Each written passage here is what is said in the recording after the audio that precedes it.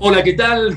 Bienvenidos a la 11ª edición del Fórum Global Argentina. Ustedes saben, este evento virtual desde Buenos Aires para todo el mundo nació justamente para defender a la Argentina, a la verdadera Argentina, a la Argentina profunda, a la Argentina democrática y republicana. Y por eso, en cada edición, y ya llevamos casi un año, si hablamos de una vez por mes, y justamente ediciones mensuales, claramente estamos hablando con la 11ª, quiere decir que casi ya estamos a la altura de un año que venimos realizando esta idea de proyección internacional que se retransmite precisamente por TV Radio Miami y con asociación estratégica con Radio Francia Internacional, también con Radio Vaticana, Radio de las Naciones Unidas y Radio Mercosur. Y ustedes saben, el holding asociativo justamente es TV Radio Miami y Radio Miami Internacional desde la ciudad, como su nombre lo indica, de Miami, Florida, en los Estados Unidos de Norteamérica.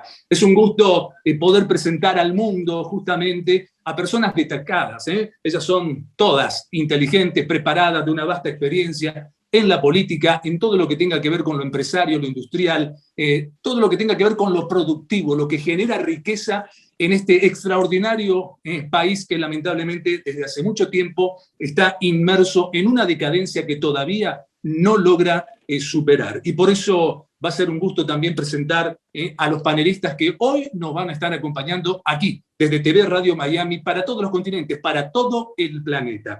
Pero antes, déjenme que también le agradezca a la CAEM, la Cámara Argentina de Empresarios Mineros, la primera entidad, la principal entidad justamente de la industria extractiva en la República Argentina. También para 1770argentina.com, que tanto defienden precisamente los valores de nuestros grandes próceres, los próceres no de barro, sino los verdaderos próceres a quienes justamente hay que defender y continuar con su ejemplo. De un Manuel Belgrano, por ejemplo. También el agradecimiento para la Asociación Argentina de Lucha contra el Cibercrimen, desde aquí y para el mundo a escala internacional también para Radio Realpolitik y para expresonews.com, justamente todos los sponsors que apoyan el Fórum Global Argentina, este evento virtual, insisto, que dimos en llamar de esta manera, y que tiene también su propio portal. Pueden entrar ustedes en cualquier rincón del mundo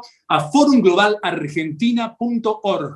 Allí mismo van a estar precisamente el resumen de las palabras de nuestros panelistas de cada edición, y en este caso, claro está, de la 11ª edición. Realmente es un verdadero placer para mí presentar a uno de los políticos de mayor trayectoria hoy por hoy en la Argentina, que ya participó en otra edición del Fórum Global Argentina y hoy tenemos el gusto de volver a recibirlo realmente. Tiene mucha connotación de credibilidad en la gente, cosa que no pasa seguramente con la mayoría de los políticos argentinos. Algunos ni siquiera pueden pisar la calle sin su seguridad, sin estar dentro de un auto, con vidrios que no se vea de afuera para adentro. Y ustedes saben, esto se repite a lo largo de muchos países, lamentablemente. Pero él sí, él es diputado nacional por la Ciudad Autónoma de Buenos Aires, de Juntos por el Cambio. Hoy, Juntos, a lo mejor la nueva denominación que se va a utilizar a lo largo y ancho del país en las próximas elecciones legislativas.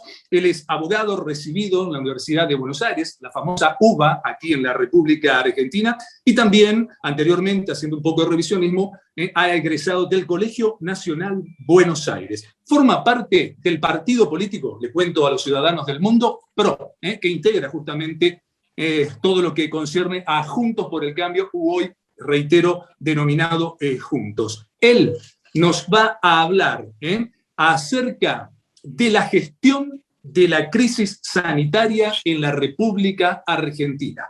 Tiene la palabra el diputado nacional Jorge Enríquez. Muchísimas gracias, Sergio, por la presentación, demasiado elogiosa, por cierto, no creo merecerla, pero en este lapso de 10 minutos quiero hablar sobre la gestión, pero también quiero hablar sobre las propuestas, porque no nos podemos quedar en la crítica plañidera, en el rezongo, exclusivamente, en estar permanentemente incurriendo en los mismos errores que incurre el oficialismo, que es estar mirando en el espejo retrovisor de la historia, y así va a llegar un momento que nos vamos a convertir, como la mujer de Lot, en estatuas de sal. Eso que hace el gobierno actual es, la verdad, que echándole constantemente la culpa a la gestión anterior, no nos permite plantarnos en el presente y mirar el futuro. El manejo de la pandemia, no dudo en calificarlo de una sola manera: desastroso. Desastroso porque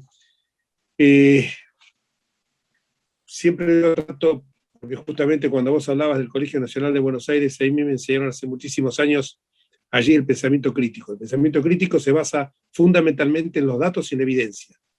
Las palabras, como decía mi padre, ríos de saliva, mares de tinta, no pueden borrar los hechos. Los hechos son sagrados y los hechos son indubitados.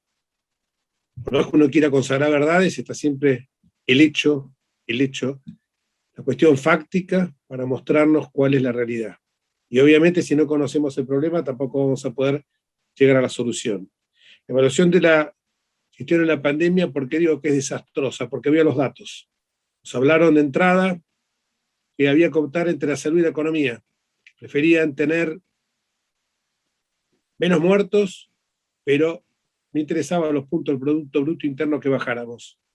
El tiempo demostró que estaban equivocados. Cuando allá hace un largo tiempo Fernández dijo que si tenía 40.000 muertos no iba a poder dormir, llegó a tener 104.000.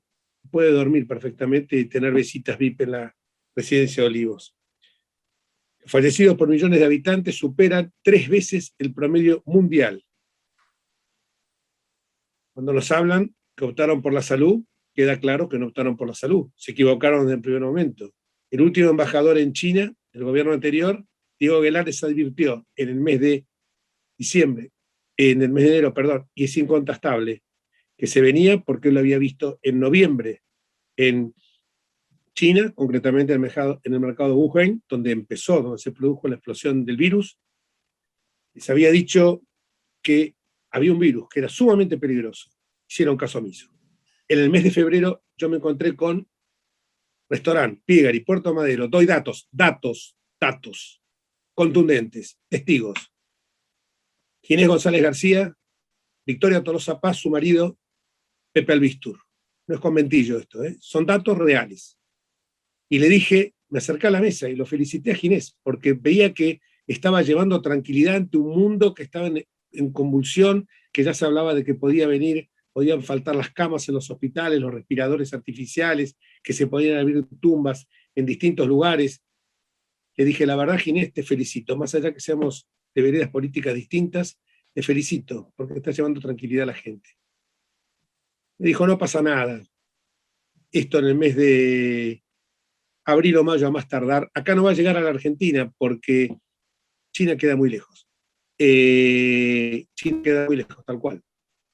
No va a llegar a la Argentina, y cuando llegue ya va a estar la vacuna, por mayo o junio va a estar la vacuna. Tonto de mí que creía en eso. Tonto de mí que no advertí que los primeros testeos se hacían con una hoja de A4 cuando llegaban a Ezeiza. Datos que ustedes pueden contrastar. No estoy diciendo mendacidades. Se llenaba una hoja 4 donde ponían la gente que decía, obviamente, la gente no conocía la gravedad del tema, y se había minimizado, ponía que no tenían fiebre, no tenían nada, así pasaba. No voy a continuar con el tema sanitario porque vendrían los vacunatorios VIP, los desaguisados que cometieron, que privilegiaron por razones geopolíticas determinadas vacunas en detrimento de otras. Nosotros no nos enamoramos ni estamos obsesionados con la Pfizer. Queríamos, como hicieron no los países europeos, sino los países de la región, queríamos que nos dieran, que contratáramos la mayor cantidad de vacunas. Eso no se ocurrió.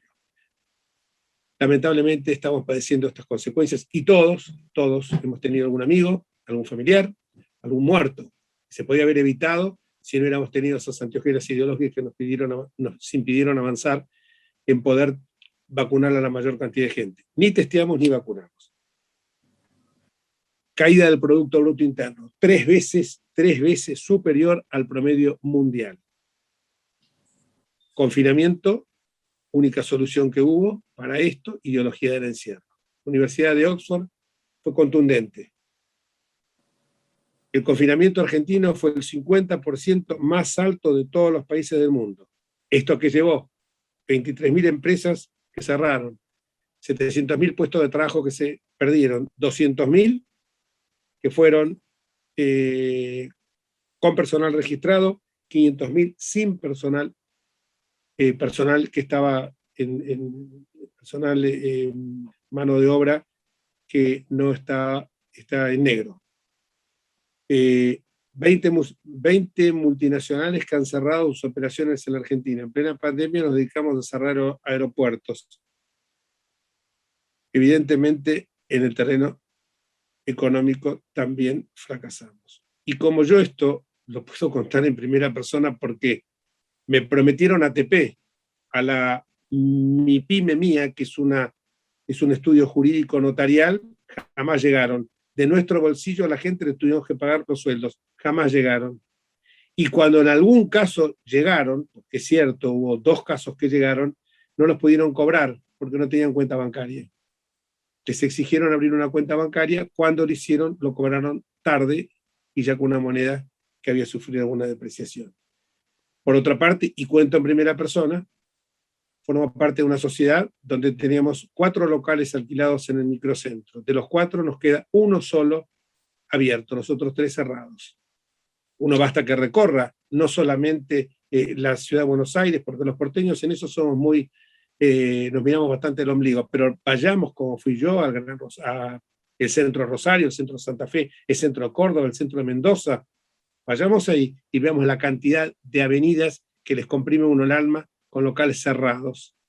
Sé que en otras partes del mundo esto ocurrió, pero también sé que en otras partes del mundo no se dedicaban los gobiernos a aumentar, como hicieron acá, que sistemáticamente la solución que encontraron para este tema es la maquinita de hacer billetes o directamente subir impuestos.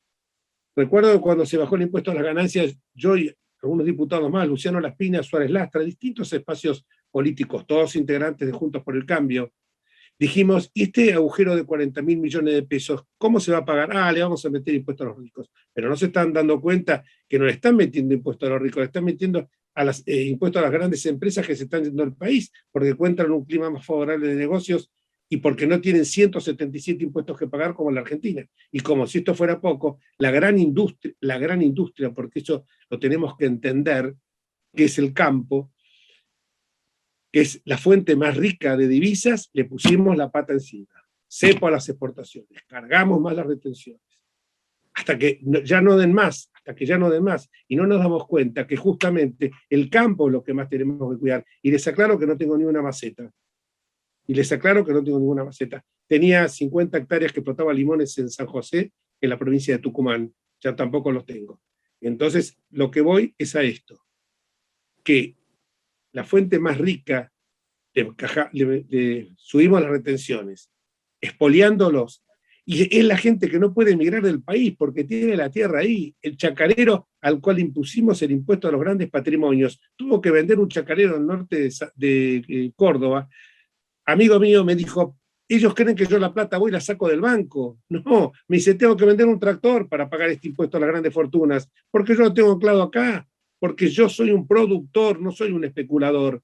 Y del mismo sentido, también cuando fue el impuesto a las sociedades anónimas, ¿qué hicimos? Le bajamos la alícuota a los que retiran utilidades y le subimos a los que reinvierten. ¿Qué queremos hacer? Destrozar el aparato productivo. Una de las últimas leyes que votamos fue la de biocombustibles. Una ley que había sido generada por el propio kirchnerismo. Esa ley generada por el propio kirchnerismo, esa ley fue justamente modificada en perjuicio de los sectores agropecuarios y en los sectores que producen el bioetanol y el biodiesel, que son realmente los que a través del maíz, de la soja, del azúcar, pueden generar nuevas fuentes de energía a través de cortar el diésel que proviene de... Y por otra parte, favorecemos el medio ambiente y por otra parte también no estamos actuando, gastando las reservas que no son renovables, como es el petróleo y el gas. Totalmente. Último minuto, por favor, Jorge. Sí, simplemente, por supuesto que no voy a extender en el tema vacunas, simplemente lo que digo es esto. A todo esto hay que sumarle un desequilibrio institucional significativo, el abuso y uso que se hicieron de los derechos de necesidad y urgencia, estando el Congreso en funciones. Violaron el artículo 99, inciso tercero de la Constitución, y como digo yo siempre, entre la salud y la economía, optaron por la impunidad de Cristina, optaron por intentar hacer, que afortunadamente no lo lograron, una reforma judicial no para la gente, sino para satisfacer y frenar las causas que se encuentran en Comodoro Pi, porque la reforma estaba exclusivamente direccionada no a los problemas comunes de la gente, como puede ser un juicio de desalojo, daños y perjuicios, medianería, propiedad horizontal, sino que estaba focalizada exclusivamente a los 12 juzgados federales de Comodoro Pi. Y lo último que quiero decirles es que tenemos la obligación nosotros como oposición frente a una crisis política como la actual y crucial para el funcionamiento de la democracia, es la necesidad de construir sin fisuras una oposición lo suficientemente sólida para que tengamos crecimiento económico, pero que también tengamos calidad institucional. Muchísimas gracias. Muchísimas gracias, Jorge Enríquez, muy claro como siempre. Tendremos que hacer todo un evento con él de toda la experiencia, de la vasta experiencia política que tiene, conociendo todos los recovecos de la política criolla nacional, de derecha a izquierda y de arriba hacia abajo. Ahora tiene justamente la palabra, sus 10 minutos para exponer, hacia referencia a nuestro primer panelista, justamente un hombre de campo. Un hombre que yo lo defino como polifacético, porque ha ocupado diversos cargos, sobre todo en provincias como Chaco, provincia de Santa Fe, tan productiva esta última para la República Argentina en todo sentido de la palabra, donde hay gente realmente de trabajo que quiere trabajar y en paz. Es lo único que busca. Él es abogado, además. Fue, por ejemplo, entre otras cosas, vicepresidente de CRA, de la Confederación Rurales Argentinas, para hablar de una de las tantas instituciones donde fue presidente o vice, a su vez, ha ocupado muchísimos cargos y sabe muchísimo del tema campo, como productor también que es. Él nos va a hablar precisamente del cepo al aparato productivo todo, por parte del actual gobierno nacional que estamos sufriendo todos los argentinos. Así que tiene su momento a partir de este instante, los 10 minutos, reitero, como de cada panelista, precisamente Juan Horacio Capósolo.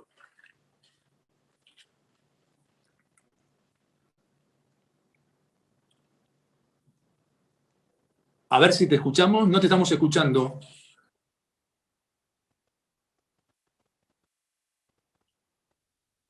A ver, Juan. Está muteado, Sergio. Ahora sí. Ahora sí. Ahora sí. Comenzamos Discúlpeme, ahora, por favor.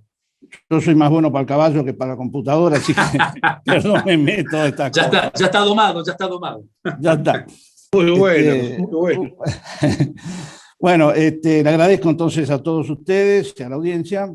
La verdad que no es fácil explicar un tema económico, político, cuando en realidad este es un tema sociológico y casi diría psicológico por parte de algunos actores, ¿no? Han decidido cerrar la economía, cerrar la exportación, cuando lo que más se necesita es la entrada de dólares, lo que más se necesita es comprar insumos, y para comprar los insumos necesitamos dólares. Eso fundamentalmente, quiero dejar bien aclarado en este momento, el sector agropecuario no consigue, por ejemplo, cubiertas para la maquinaria agrícola, no se está consiguiendo, para las camionetas es muy difícil conseguir, y lo que yo dije en algún momento, te lo dije a vos, íbamos a tener problemas con la industria automotriz, está pasando, no hay dólares, nosotros nos damos el lujo de cerrar nuestra economía. Evidentemente, el gobierno peronista transformado hoy en kirchnerismo no aprende, no lee su historia porque está acostumbrado a escribir la historia, no a hacerla. Yo recuerdo allá, más por haber leído, que por esa época yo estaba naciendo, cuando Perón, ahí cuando inauguró las sesiones legislativas en el año 50, hizo un llamado al campo, hizo un llamado a producir más y consumir menos, porque estaba aprendiendo de lo que significaba el trastorno de la economía cuando estamos consumiendo las divisas que producía el campo. Es más, hay algunos manuales escolares que se guardan de aquella época donde habla de hacer feliz a la gente de campo. Bueno, evidentemente no se aprende, no se lee historia o se escriben historias distintas. Hoy, con este cierre de la exportación de carne, que es lo que quisiera tal vez explicar, es que el primer perjudicado es el productor chico. Nosotros, en lo que hace a la provincia de Santa Fe, al norte, o sea, al norte de Santa Fe, provincia del Chaco completa, el 90% de los productores tienen menos de 200 animales. Menos de 200 animales. Ese productor al que le has cortado la posibilidad de vender o que le has cortado la posibilidad de tener un precio adecuado por esa vaca vieja, que es como la máquina que descarta una industria, hoy es el primero que está sufriendo las consecuencias. Y no es de ahora, ¿no? Aclaremos que en el último censo del 81 se ve cómo va desapareciendo los productores chicos. El gobierno lo toma, necesariamente, como que son los productores grandes que tragan a los chicos. Si no es así. Los chicos van desapareciendo por falta de oportunidades y condiciones para seguir trabajando. Estos productores que con 200 animales tenían un ingreso un poco menor de un empleado de comercio, hoy se ven privados de eso. Quiero aclarar a los que no conocen, no están en el campo, que esa vaca vieja, que es la vaca que nosotros exportábamos a China, que dio lugar a todo esto, es la vaca que hoy 30, está muriendo en el campo por falta de pasto.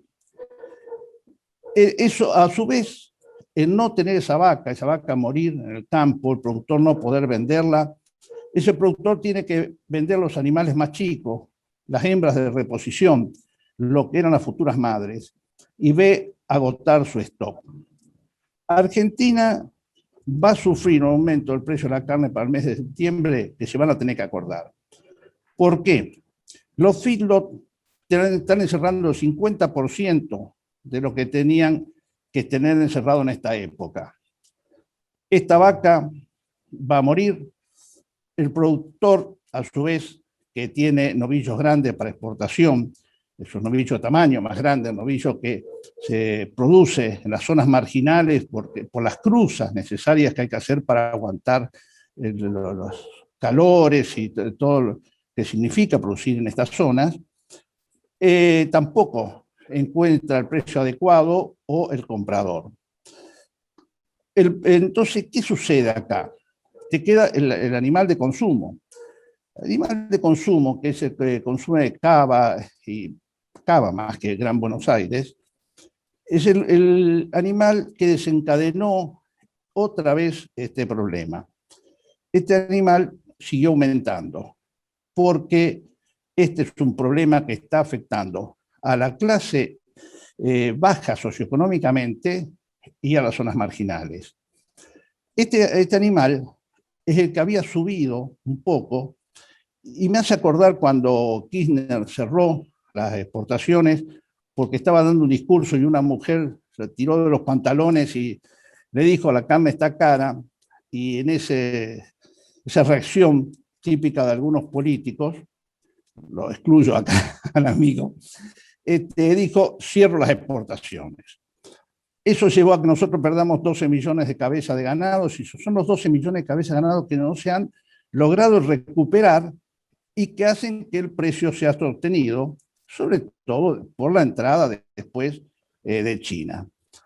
Entonces, esto irracional de que por impulsos se maneje la economía y que el gobierno no comprende que la biología no responde a caprichos humanos.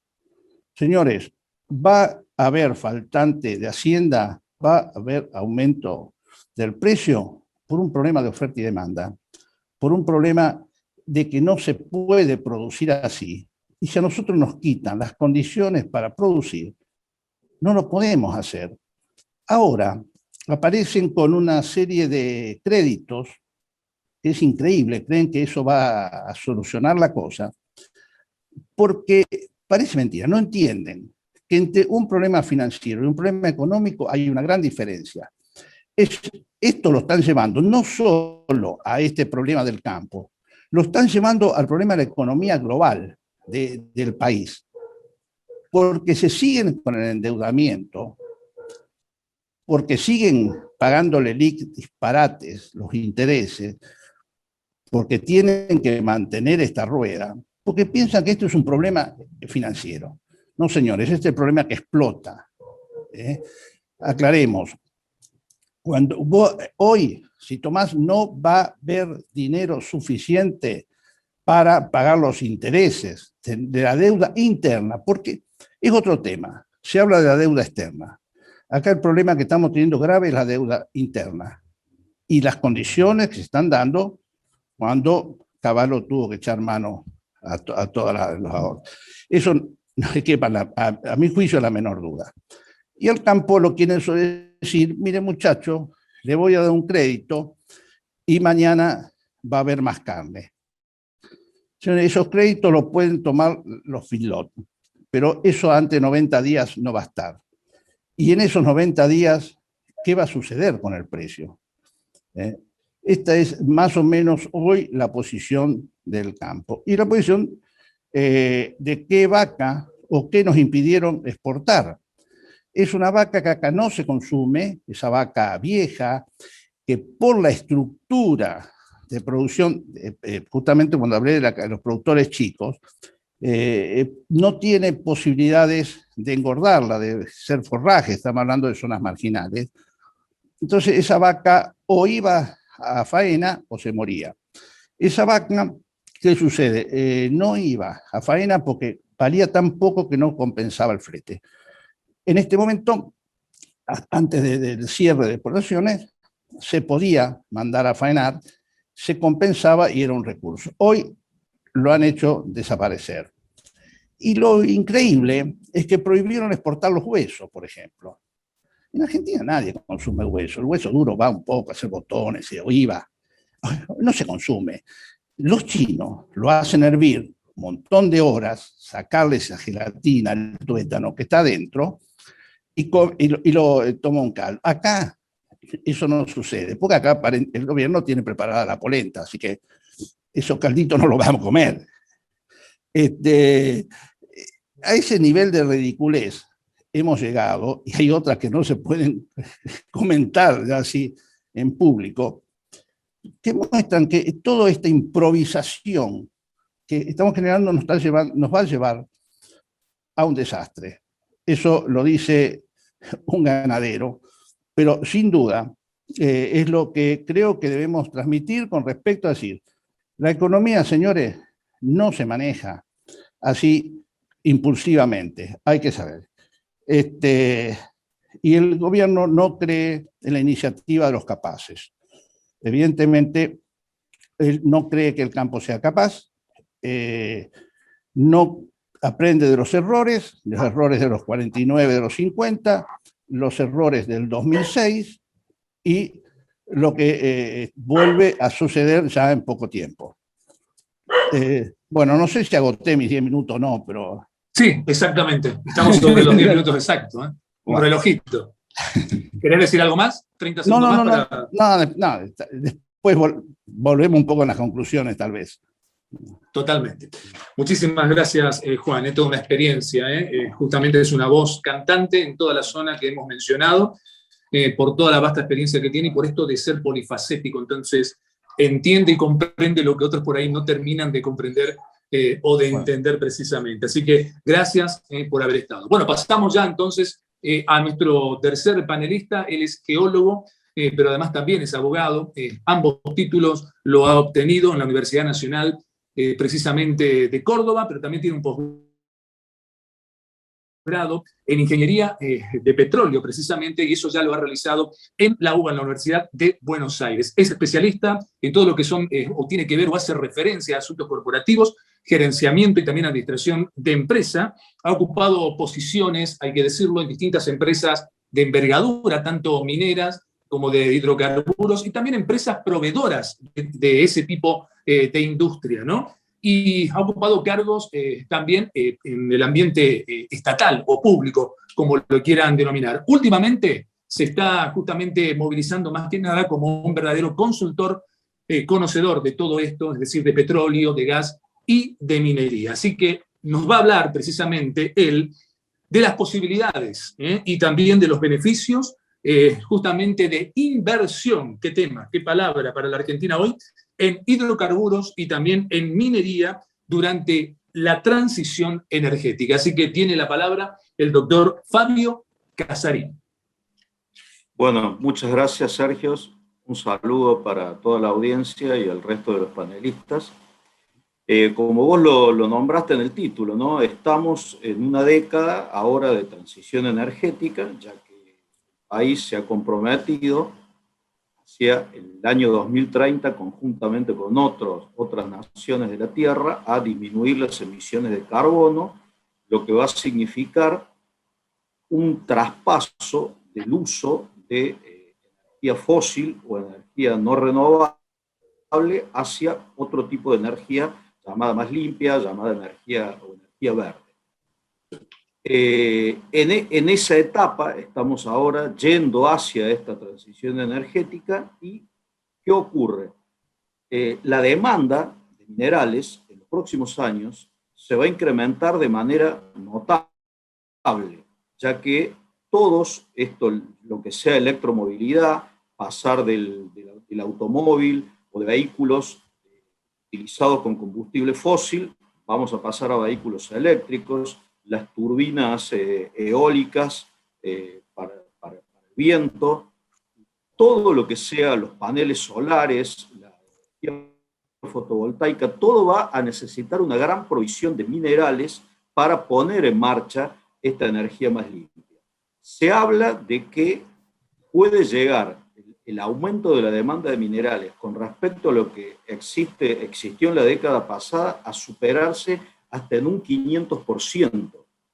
Estos minerales son los principales donde se va a aumentar la demanda, son el cobre, el litio, el aluminio, el cobalto y el níquel. Los dos primeros, cobre y litio, representan una oportunidad muy buena para nuestro país. Por ejemplo, el litio, que integra conjuntamente con Bolivia y Chile, el denominado Triángulo del Litio que tenemos en el noroeste del país, con los dos países hermanos. Argentina en este momento está ocupando el cuarto lugar en la producción de litio, detrás de Australia, Canadá y Chile, solamente teniendo en marcha dos proyectos mineros o dos salares. Uno, el salar del Hombre Muerto en la provincia de Catamarca, y otro es el salar de Cauchari o Lados en la provincia de Jujuy. Pero existen aproximadamente 30 proyectos mineros de litio, que están algunos en etapa de exploración avanzada y otros por obtener la factibilidad. O sea que nuestro país está destinado, digamos, a ser, si se cumple esto, pasar del cuarto productor mundial a poder ser el primero. Y además es el tercero en reservas, detrás de Australia y de Canadá. Bien, respecto al tema del cobre, que es el otro mineral importante, sobre todo en la electromovilidad como conductor eléctrico, en este momento Argentina no tiene producción de cobre en yacimientos, pero tiene una decena de proyectos que están ahí tratando de obtener la factibilidad. Uno es un proyecto muy grande que está en San Juan, ya obtuvo factibilidad minera y podría empezar la construcción en el próximo año. Las reservas que tiene Argentina de cobre son de 66 millones de toneladas. Les quiero dar un ejemplo solamente de qué es lo que va a pasar con el cobre en la transición energética. Hoy, por ejemplo, un automóvil que se conduce con energía fósil, o sea, gasoil y nafta, este automóvil lleva 7 kilos de cobre en su construcción y un automóvil eléctrico lleva 70 kilos. O sea que 10 veces va a aumentar la cantidad de cobre en un vehículo eléctrico. Así que imagínense, bueno, la oportunidad que tiene nuestro país con 66 millones de toneladas de reserva. El 60% de estas reservas están en la provincia de San Juan y vale la pena que el artículo 124 de la Constitución nos determina que los recursos minerales pertenecen a las provincias. Entonces, San Juan es una de las provincias mineras que tiene una casi escasa o nula conflictividad social, como sí tienen algunas otras provincias que tienen recursos minerales en el país. Bueno, esto es en cuanto a las características que presentan estos minerales, pero vale la pena destacar el régimen legal que tiene la Argentina, sobre todo porque, bueno, esta transmisión seguramente va a ser escuchada, como dijo Sergio, en distintos lugares del mundo y por inversores que pueden tomar estos datos. En el tema minero, Argentina tiene un régimen que podemos denominar como liberal o privatista, ya que el Estado tiene prohibido intervenir en la explotación de yacimientos mineros. Estos deben ser otorgados a perpetuidad a las compañías o inversores privados, y el Estado no puede, por supuesto, intervenir en este régimen. Eso en cuanto al tema legal, y en el tema 24.196, que es la ley de inversiones mineras, que es una ley de promoción de la minería, que es muy importante para el inversor, ya que, por ejemplo, la principal característica que tiene la ley es que tiene 30 años de estabilidad fiscal y cambiaria, es decir, durante 30 años el inversor no va a sufrir ningún cambio en la alícuota de los impuestos y en el régimen cambiario. Después tiene devoluciones del IVA por inversiones en exploración, maquinarias que se deban necesitar. Así que bueno, creo que estamos en una oportunidad muy importante que el país, la verdad, no puede desaprovechar y tiene que poner en marcha esto y tratar de que vengan los inversores para desarrollar este tipo de yacimientos. Creo que me queda tiempo para hablar un poco de petróleo.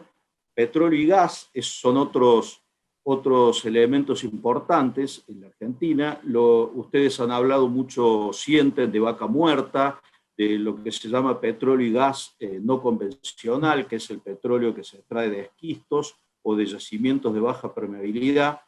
En los últimos 2 años, en Argentina, la producción de petróleo no convencional se ha duplicado y ya ocupa el 20% del total, y la producción de gas, que hace 4 años el gas no convencional ocupaba el 10% de la producción total de gas, ahora el gas no convencional es el 43%.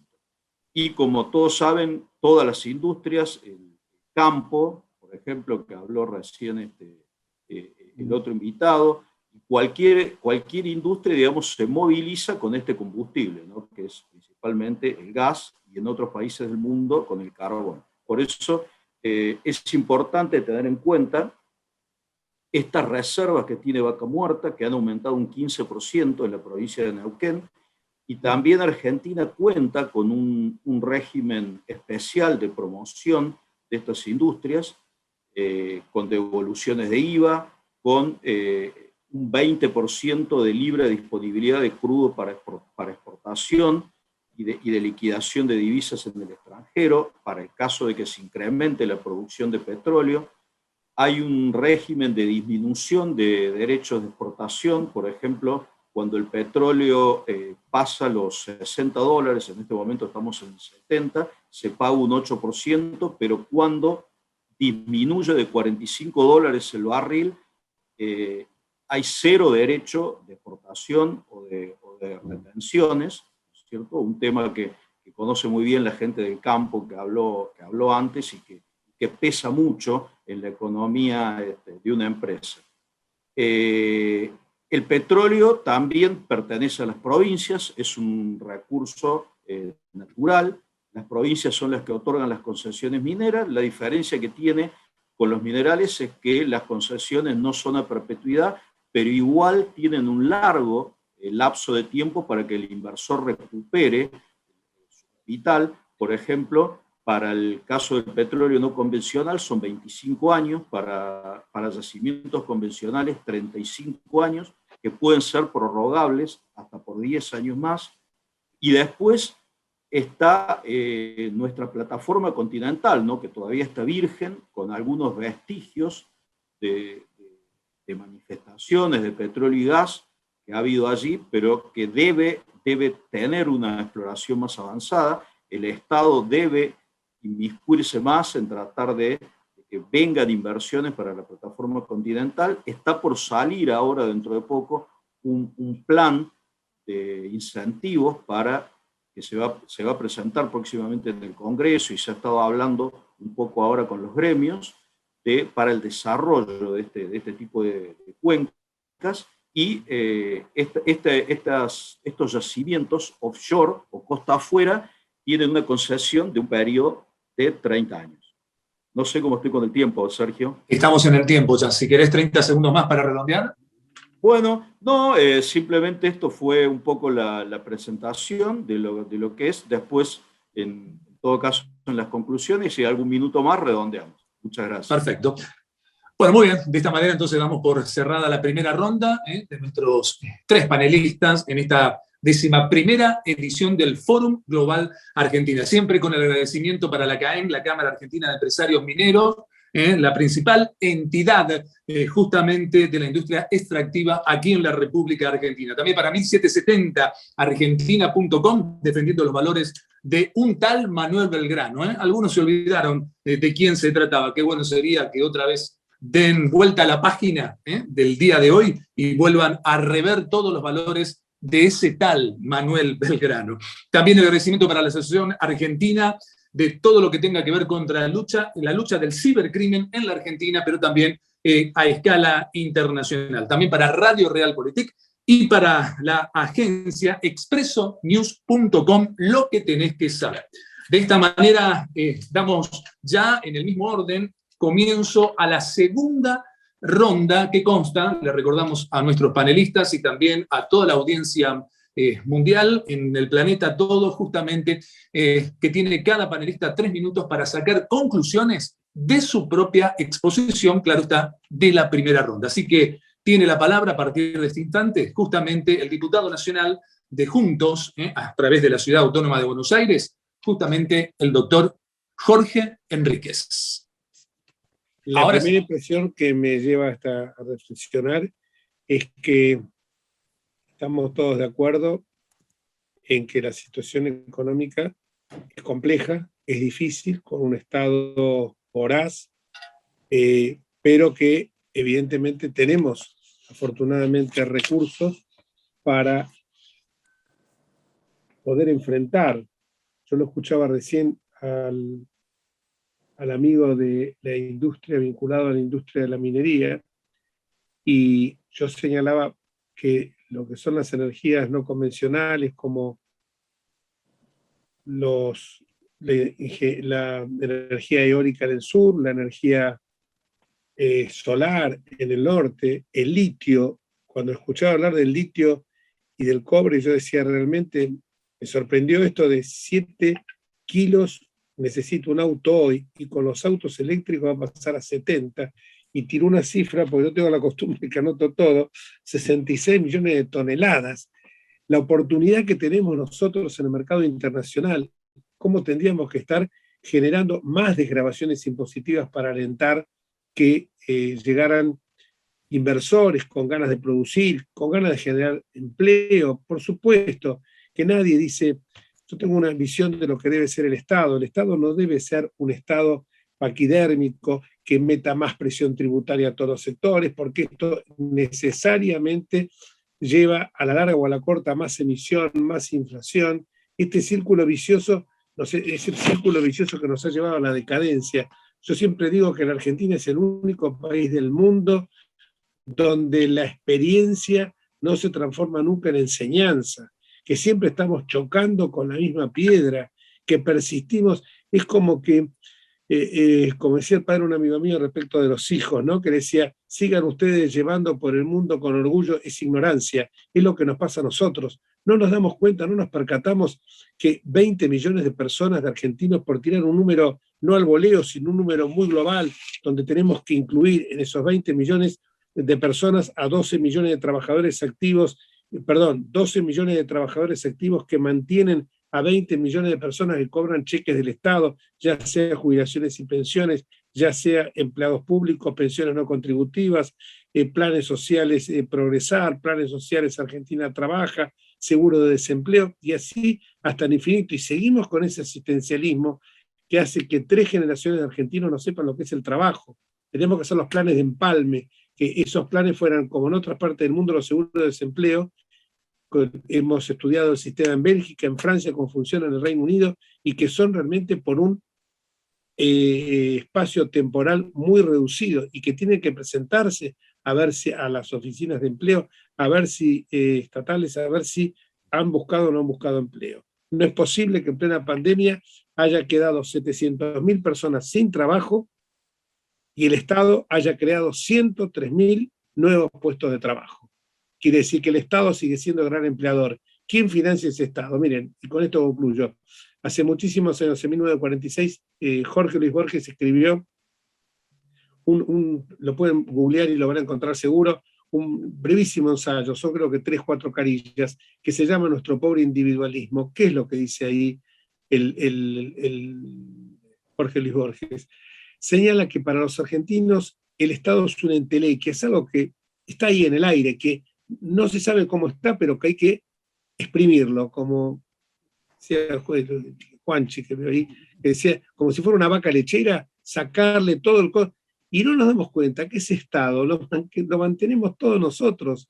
Yo soy uno que cobra un cheque del Estado como diputado, pero por el otro lado, como de la otra ventanilla, hago mis impuestos y tengo que pagar empleados y veo que mis ingresos del sector privado están mermando, yo digo, paren un poco, 177 impuestos, tenemos la presión tributaria más alta del planeta por debajo de un solo país, que muchos ni lo conocen, con el respeto que merecen los habitantes de ese país. Las Islas Comoras en el África. Tiene la presión tributaria más alta que nosotros. Y seguro que debe ser algún lugar donde debe haber alguna suerte de situación muy, muy, muy extraña, porque yo lo he estudiado, y que las Islas Comoras están en la cabeza. Entonces yo lo que digo es esto. Las recetas que hemos probado, subyace el pensamiento mágico que el Estado todo lo soluciona. Y vimos que el Estado fracasó. Y démosle la posibilidad al privado. Recién escuchaba un amigo del campo y decía, siguen todavía pensando en los grandes terratenientes, hablan de oligarquía. Miren, yo les digo una cosa, vengan al Congreso un día, y lo mismo que yo escuchaba cuando ingresé, tenía 11 años en el Colegio Nacional de Buenos Aires, es lo mismo que escucho acá, la oligarquía vacuna, los grandes terratenientes. Piensan que es así, no saben que está lleno de chacareros que son hijos de inmigrantes tanos o gallegos, o libaneses, o judíos en la Mesopotamia, y que además eso que ellos piensan, los grandes terratenientes, las grandes fortunas de las familias aristocráticas de Buenos Aires, los que se llevaban que tiraban manteca al techo, decían, y que se llevaban la vaca en el barco para todo, no existe más, porque en los casos tenían hijos que no tenían vocación de seguir trabajando la tierra, trabajando el campo. Entonces vinieron con esa savia generosa que nos trajo la inmigración europea, vinieron ellos a trabajar la tierra, y eran pequeños latifundios, y todavía uno los escucha acá hablar de eso, de la oligarquía vacuna, y después el imperialismo yanqui, permanentemente eso les atrasa el reloj de la historia. Así no vamos a ir para adelante jamás. Espero que podamos revertir la bisagra de la historia. Por favor, bueno, ¿no? Bien. Porque se trabó ahí justamente el sonido. A ver si lo podemos recuperar y redondear también, Jorge, si me escuchás. No, terminé con eso, simplemente esperemos que en algún momento podamos poner una bisagra a la historia y nos demos cuenta.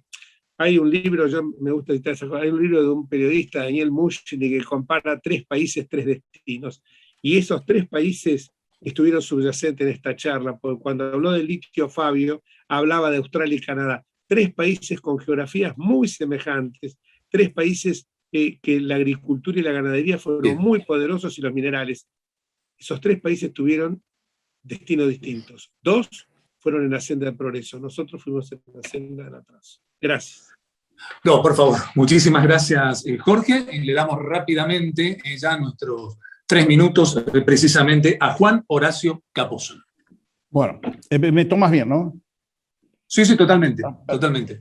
Bueno, la verdad que estaba escuchando lo de Jorge, me pareció bárbaro, y quería hacer una acotación. La otra vez en una charla, una señora me dijo, muchas gracias, porque ahora entiendo lo que es el Estado. Sé que me pegó muy fuerte eso, porque la verdad que es lo que reflejaba, el de que el país no sabe lo que es el Estado. Entonces es la vaca lechera, otra la tengo ahí, no sé quién le da de comer, no sé de quién es. No se sienten parte del Estado. Y es por eso que se permite a lo que estamos llegando. Todo el mundo sacamos, nadie sabe quién aporta, de dónde sale, ni a quién responde, quién debería controlarlo. Yo voy a tratar de ser breve, porque no sé calcular los minutos, pero de todo lo que iba a decir, me quedo con algo que sucedió acá en Reconquista, Santa Fe, hasta ahora, hace poco. Las usurpaciones. Comienzan las usurpaciones, agarran un campo pegado a Reconquista, un campo chico, un minifundista, un tambo de subsistencia, que pobre hombre cada vez podía trabajar menos. Fui a hablar con él, me contó realmente lo que estaba pasando, y ahí después hablé con la gente que estaba usurpando, y creo que ahí se resumía la historia argentina, la historia por lo menos de la ganadería en estas zonas. ¿Qué pasa? Toda la gente los usurpadores venían emigrando de pueblos forestales y pueblos ganaderos de la cuña boscosa santafesina hacia la ciudad, que le daba, en teoría, oportunidad de conseguir trabajo. Iban generando sus asentamientos. Del otro lado, este señor, con un campo chico, de muy poca productividad, porque es esta zona marginal, donde se iba, digamos, el crecimiento demográfico de su propia familia iba superando sus posibilidades de crecer. Entonces quedaron 9 dueños en un campo chiquito, donde él y un yerno eran los que trabajaban las vacas para ordeñar. El asentamiento, primero robaron los alambrados, metieron los caballos de carrera clandestina en el medio. ¿Qué significa? No le hemos dado solución como país a esos pueblos que se van desapareciendo porque no hay oportunidades económicas, donde, como dijo una mujer, acá la única oportunidad que ven nuestros chicos es ser policías. Punto. No hay otra salida laboral. Y por el otro lado, una familia que ve desaparecer totalmente sus posibilidades de crecer y se va haciendo un minifundi y chocan y se genera el conflicto. Ese conflicto es el conflicto argentino. El conflicto de economía que no crece, que no distribuye porque no crece, porque acá el trabajo, digamos, el hombre, la producción no crece en Argentina. En este momento y hace tiempo, yo también dije en una oportunidad, en 2006-2008, en un discurso, que los únicos que habían comprado campo, que yo tenga conocimiento, eran los políticos y los proveedores del Estado. yo no tenía conocimiento y desafiaba que me digan un ganadero que con una tasa de retorno del 3% anual sobre capital invertido pueda seguir comprando campos. Y hoy, vamos a ir un mes atrás, ¿quién es el único campo que se pudo vender ahí en Santiago contra Salta? Lo compró un ex gobernador, actual integrante de la Cámara. Es lo único. Entonces, esa es la realidad argentina. Esa es una realidad de corrupción, de falta de oportunidades, de no entender el mérito del trabajo. Con eso concluyo. Perfecto, clarísimo, Juan. Yo te digo que averiguá si por ahí un tal Randazzo no acaba de comprar por tu zona. Era de una provincia más Fe. Chiquita el que compró. No estaba tan mal. Y no un campito, precisamente. No un campito, precisamente. No viene por chisme. No. Esto es completo. No, por eso te digo. Vi el boleto. Yo no me... Sabés que yo no me manejo con eso, por eso me lo estás ratificando. Eso digo que a veces las redes ponen... No. Yo vi el boleto. Uno sabe el ejercicio de su profesión, digo.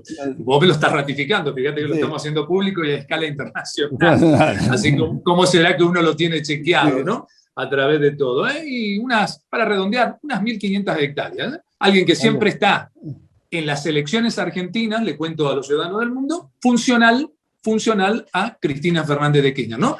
Presentándose solo, termina siendo funcional. A eso me refiero. Bueno, ahora sí. Estoy intrigado. Porque, compañero, estoy pensando mentalmente quién, gobernador y actual diputado nacional. Integrante de una cámara, no dije diputado. Acá dimos apellido, así que en la información que yo mencioné y que ratificó Juan, ya está todo hecho. 1.500 hectáreas. El que yo digo es otro, pues son varios. Ese no, está bien. No, vos hablaste de Randazzo. Yo estoy hablando de otra. Cosa, pero bueno. Vamos al final, entonces. Bien, vamos al final. Vamos al final, los impuestos en porcentaje. Hasta con razón social comprada y todo. Así que se ve que da buenos dividendos esto de ser funcional al frente de todo, ¿no? Aunque aparezca con una lista separada. Pero bueno, dejémoslos ahí.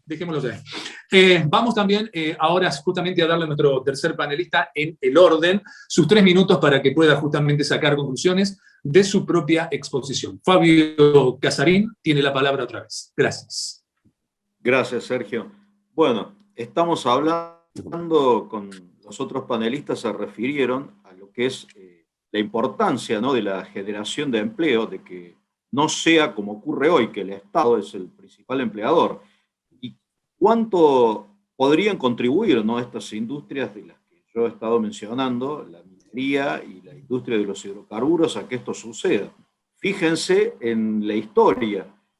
En la asamblea del año 13, cuando el país todavía no estaba independizado, pero ya tenía su primer gobierno patrio, en ese momento, esa asamblea sancionó la primera ley de fomento minero, que se determina que fue un 7 de mayo, que por eso ese es el Día de la Minería.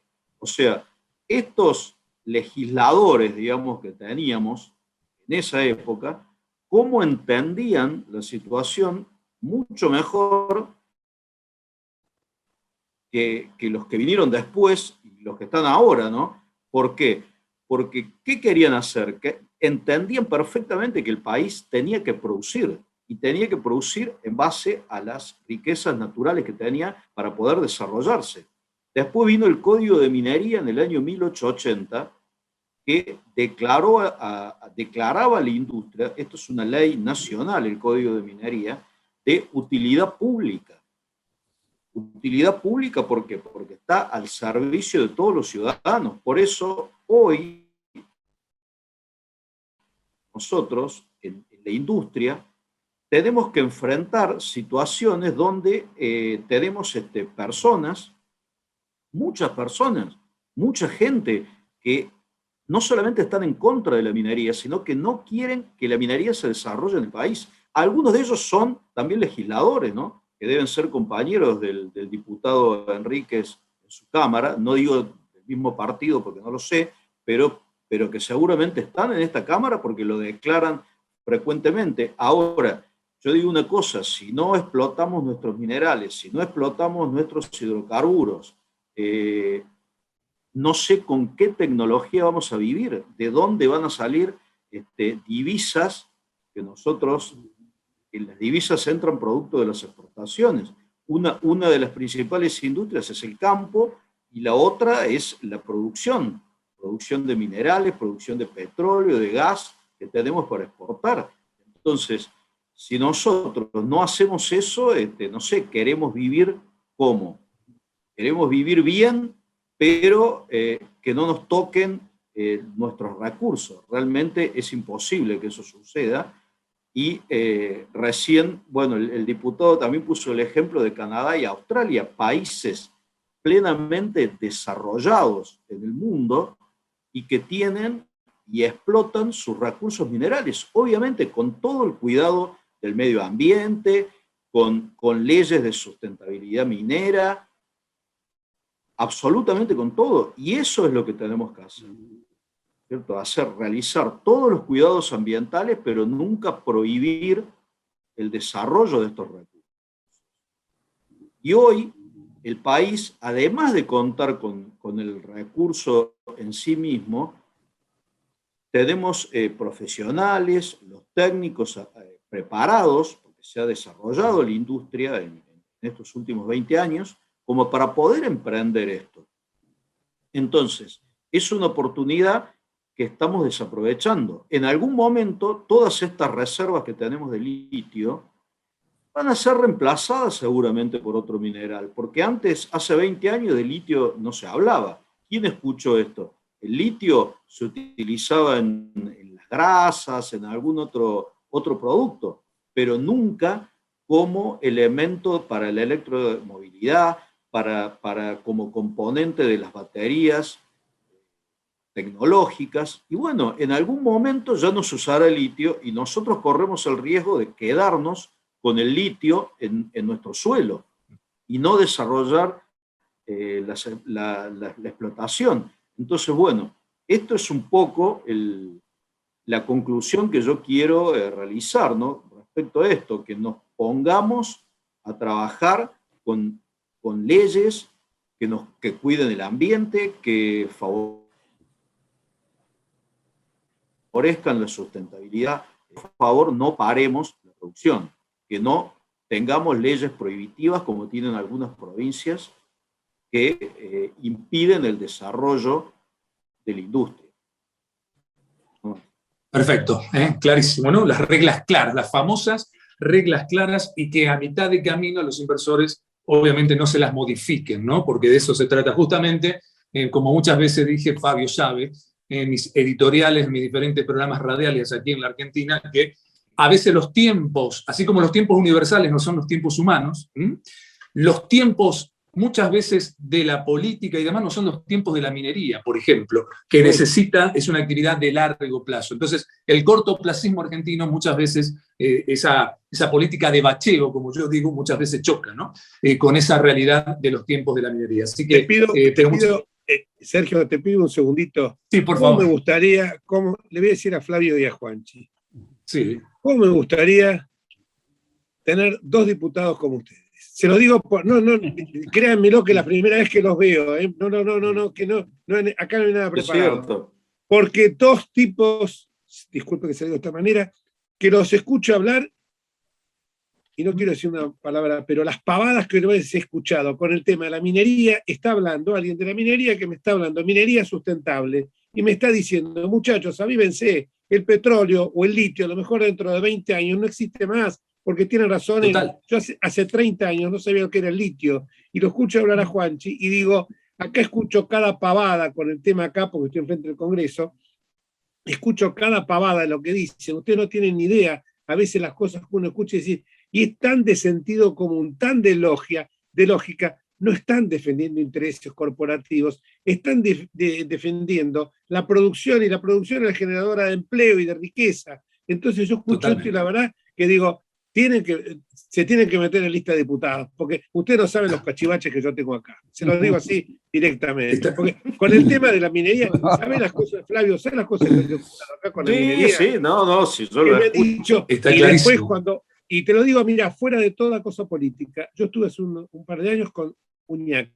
¿Y sabes lo que me decía Uñac? Que es una provincia minera. Me decía, acá de repente viene con el tema del río Hachal y vino, ya está, que paz descanse, Pino Solanas, armaron un escándalo, sin conocer el tema, sin conocer que había, y la gente, pueblos enteros que se morían. Pero por el otro lado, ojo, también hubo algunos pícaros que venían a apretar para hacer la denuncia, retirarla para favorecer a la empresa, o sea, coimeros. Claro. Entonces eso, disculpame, pero la verdad que primero noté todo, porque uno aprende siempre, y por el otro lado que digo, las cosas que escucho acá, y lo que escucho, y lo que veo acá, allá, ¿para qué vamos a contar? Lo único que te quiero decir, Sergio, les agradezco de todo corazón a Juanchi y a Fabio, y a vos, por favor. No, por favor, los agradecimos, somos nosotros, tuvimos un final distinto, pero vale la pena, un diputado nacional con todas las letras que expresa. Sí. No es para pedir perdón, al contrario. Lo natural, cuando es bueno, también es dos veces bueno, así que está más que claro. Por eso mismo los desayunos de trabajo programados con respecto a la minería y demás quizás sean una herramienta fundamental para el futuro de la Argentina.